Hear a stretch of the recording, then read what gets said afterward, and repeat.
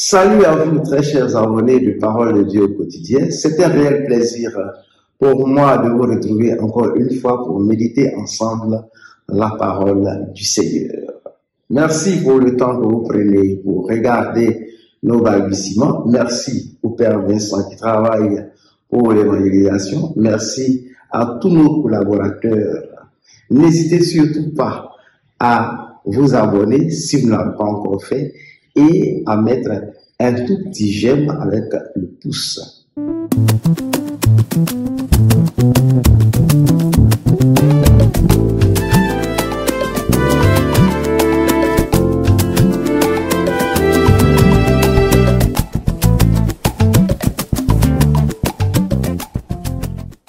Frères et sœurs, nous sommes au 18e dimanche du temps ordinaire de l'année B et ce dimanche, l'Église nous propose 3 textes pour notre méditation.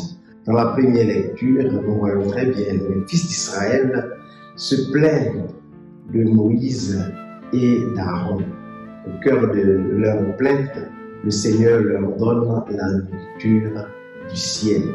Dans la deuxième lecture, Saint Paul exhorte les chrétiens d'Éphèse à se conduire comme l'homme nouveau créé selon Dieu. Et enfin, dans l'évangile tiré de Saint Jean, le Seigneur appelle ses contemporains à travailler pour la nourriture qui nourrit l'âme et non pour la nourriture qui finit. Encore une fois, nous nous posons la question de savoir que veut nous dire le Seigneur. Frères et sœurs, notre vie de chaque jour est marquée par le désir des biens et la recherche du pain quotidien. Même dans le travail que nous faisons chaque jour, nous avons un objectif. L'objectif, c'est de savoir ce que nous devons gagner ou ce que nous gagnerons à la fin de ce travail. Et il nous arrive parfois d'appeler le travail que nous exerçons le gagne-pain. Et à l'âge adulte ou après la formation, lorsque nous ne trouvons pas du travail, nous sommes perdus. Et nous allons même quelquefois jusqu'à dire, mais le Seigneur nous a oubliés. Ce qui est normal parce que travailler et avoir son pain quotidien nous permet de subsister et de nous créer une place dans la société. Il nous arrive de nous plaindre comme les fils d'Israël dans le désert, car nous n'avons pas le pain quotidien. En réalité, c'est le vieil homme qui est en nous, qui essaie de nous inspirer et de nous coloniser pour la nourriture qui se perd.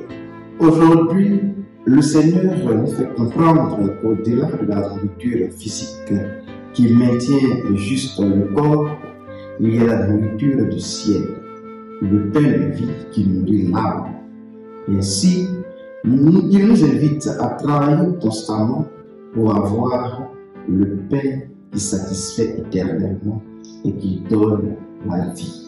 Frères et sœurs, pour y arriver, nous sommes appelés à abandonner le vieil homme qui nous conduit aux convoitises de la chair et à nous revêtir de l'homme nouveau voulu par Dieu.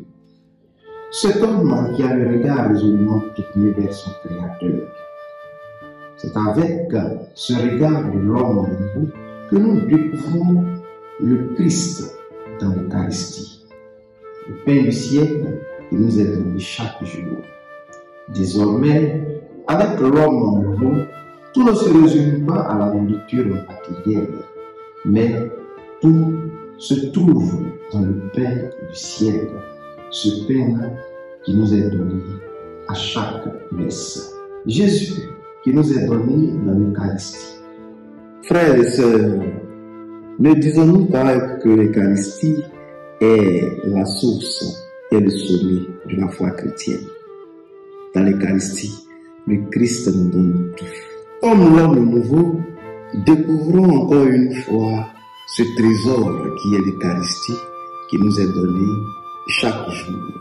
Pour ma part, j'ai été très heureux de méditer avec vous la parole du Seigneur.